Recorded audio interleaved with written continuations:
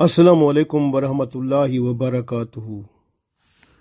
रोज़ा बहुत बड़ी इबादत है और इसी के नाम पर जन्नत के एक दरवाजे का नाम है रियान। जो रोज़ेदार होंगे उस दरवाजे से जन्नत में दाखिल होंगे तो फिर अल्लाह का दीदार फरमाएंगे। तो ये रोज़ा जो है ये बहुत बड़ी इबादत है। अल्लाह ताला ने खुद फरमाया है कि अस्सौमुली व आना अजज़ी बिही, रोज़ा मेरे लिए है और इसकी जज़ा मैं खुद हूँ। तो ये बहुत बड़ी बात है कि रोज़ा दार जो होता है, रोज़ादार ना खाता है ना पीता है और हर किस्म के गुनाहों से पाक रहता है। अल्लाह ताला को प्यारा लगता है। अल्लाह ताला भी देखें, अल्लाह ताला की शान है। अल्लाह ताला ने खाना पीना हमें अता किया है। अल्लाह ताला खाने पीने से पाक हैं। अल्लाह ताला हर ज़रूरत से पाक हैं, हमें ज़रूरत है। इसलिए अल्लाह ताला ऐसे काम को बहुत पसंद करते हैं, यानी रोज़े रखने को। रोज़ा रखना, जब बंदा रोज़ा रखता है तो अल्लाह की कुर्बत में आ जाता है। ना खाता है ना पीता है ना जिनसी ज़रूरियात पूरी करता है और ना जो है झूठ बोलता है ना गिबत करता है, बल्कि कोई गुनाह नहीं करता और पाक होकर अल्लाह को प्यारा लगता है। इसलिए तो अल्लाह ताला ने फरमाया कि अस्सौमुली व आना अजज़ी बिही, यानी रोज़ा मेरे लिए है और इसकी जज़ा मैं खुद हूँ। रसूलुल्लाह सल्लल्लाहु अलैहि वसल्लम भी हफ्ते में 2 दिन रोज़ा रखा करते थे, जुमेरात का रोज़ा और सोमवार का पीर का रोज़ा। तो पूछा गया तो फरमाया कि एक हदीस में यूँ आता है कि सोमवार का रोज़ा तो इसलिए रखते थे कि उस दिन आप सल्लल्लाहु अलैहि वसल्लम फरमाते हैं कि मैं पैदा हुआ, तो उसकी खुशी में। और दूसरी हदीस में यहाँ मिलता है कि सोमवार और पीर का रोज़ा कि उस दिन जो अल्लाह ताला के फरिश्ते होते हैं, जो बंदे के नामा आमाल लिखने वाले होते हैं, वो तब्दील होते हैं। यानी कि जुमेरात को जब असर और मगरिब का टाइम होता है उस वक्त फरिश्ते तब्दील होते हैं, और इसी तरह सोमवार को भी असर और मगरिब के वक्त वो फरिश्ते जाते हैं जो पहले नामा आमाल लिख रहे होते हैं, करामन कातिबीन, वो जाते हैं, उनकी जगह पर दूसरे आते हैं। अब ये जब अल्लाह के पास पहुंचते हैं तो अल्लाह ताला फरमाते हैं कि आपने मेरे बंदे को किस हालत में पाया?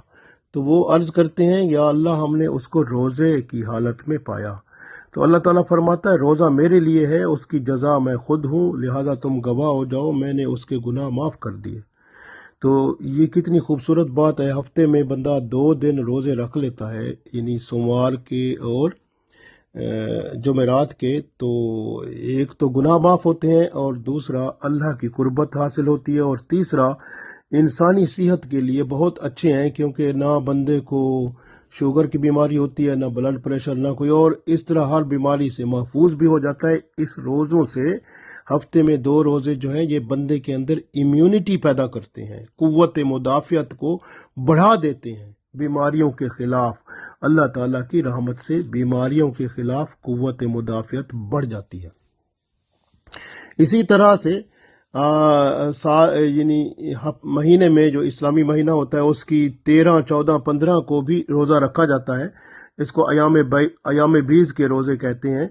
ये आदम अलैहिस्सलाम की सुन्नत है और ये भी बहुत अच्छी बात है, उसको रखा करें।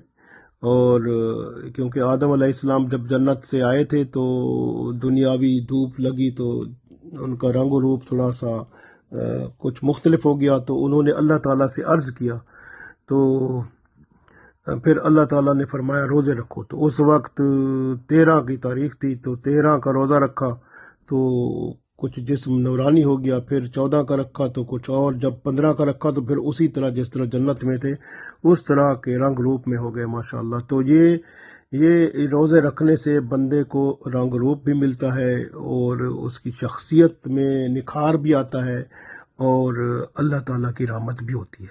تو اس لیے یہ ایام بیز کے روزے بھی ماشاءاللہ 13، 14 اور 15 تاریخ کے روزے بھی بہت اہم ہیں۔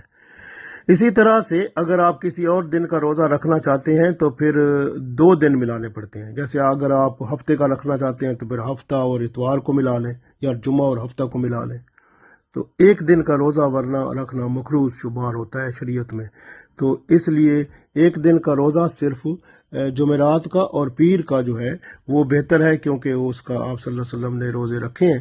اور اس کے علاوہ جو خاص روزے آتے ہیں جیسے عاشورہ کا روزہ آ رہا ہے ابھی، یا مختلف اور روزے ہیں، تو وہ کوئی ایسے روزے جو کہ ضروری ہوتے ہیں شریعت میں تو وہ ٹھیک ہے، لیکن اس کے علاوہ آپ اپنے طور پہ اگر رکھتے ہیں تو شریعت یہ تقاضا کرتی ہے کہ آپ 2 دن ملایا کریں۔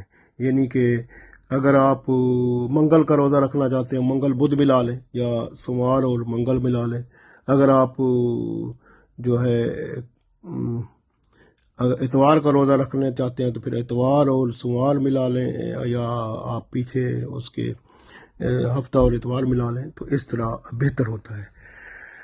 آج ہم یہ پڑھتے ہیں کیونکہ ہم محرم کے بارے میں بات کر رہے ہیں، یکم محرم کا روزہ بھی بہت اہم ہے۔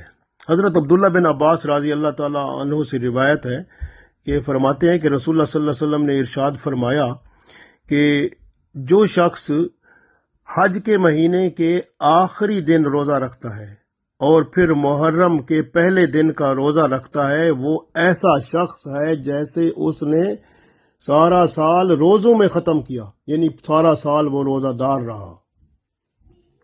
جو شخص حج کے آخری دن جو ہوتا ہے، آخری دن حج کا آخری اگلا دن محرم ہوتا ہے، تو حج کا آخری دن روزے میں گزارتا ہے، اور اگلا دن جو محرم کا ہوتا ہے پہلا دن اس کو بھی روزہ رکھتا ہے۔ یعنی حج کی آخری تاریخ اور محرم کی پہلی تاریخ کا جو روزہ رکھتا ہے اس نے گویا پورے سال کے روزے رکھے۔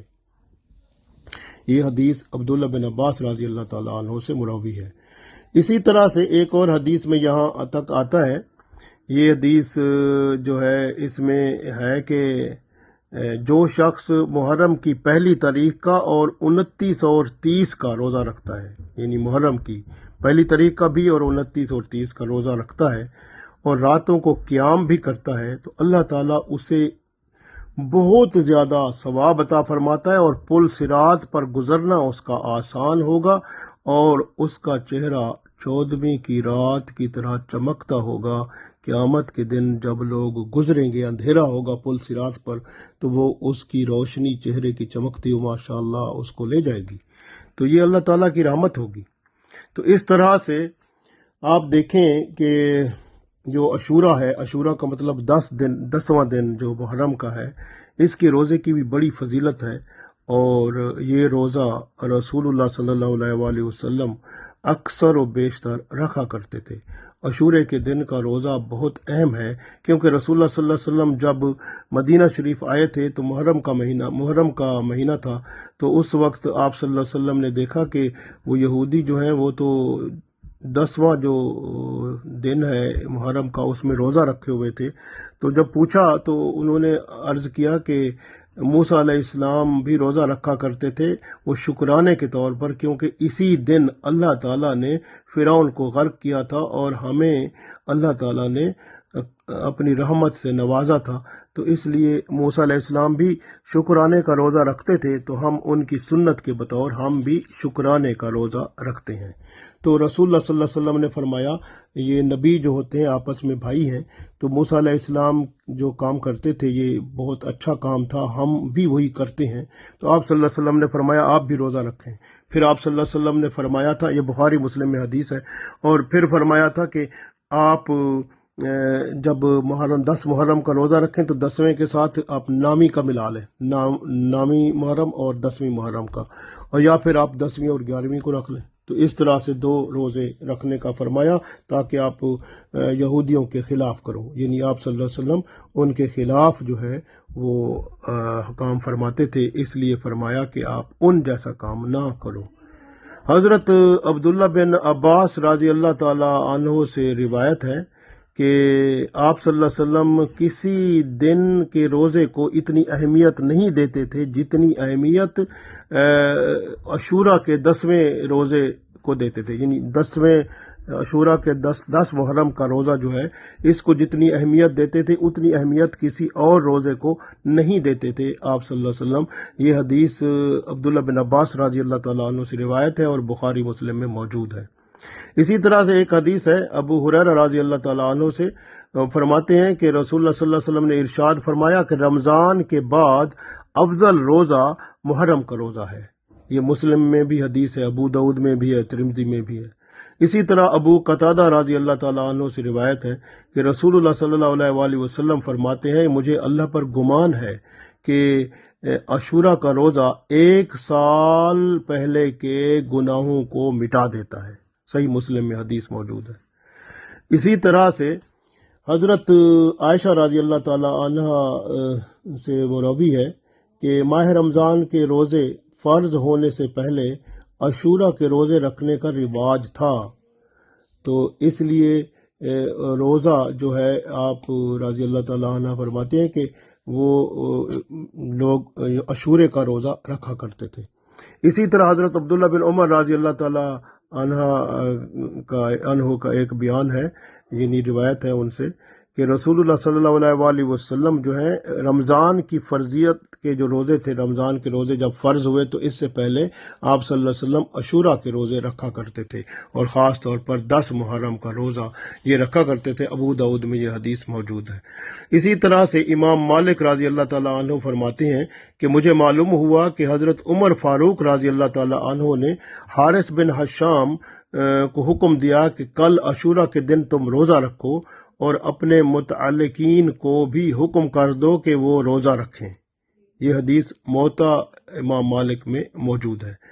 اسی طرح سے آپ دیکھیں کہ ایک اور حدیث ہے، حضرت عبداللہ بن عباس رضی اللہ تعالیٰ عنہ فرماتے ہیں کہ یہودیوں کی مخالفت کرتے ہوئے آپ 9ویں اور 10ویں محرم کو روزہ رکھا کرو۔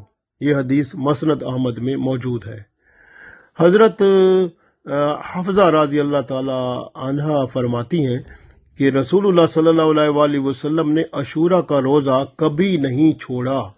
یہ نسائی شریف میں حدیث ہے، تو آپ بھی روزہ رکھنا ہے تو یہ روزے رمضان شریف کے بعد آپ صلی اللہ علیہ وسلم سب سے زیادہ جو محبت کرتے تھے عاشورہ کے روزے ہوتے تھے۔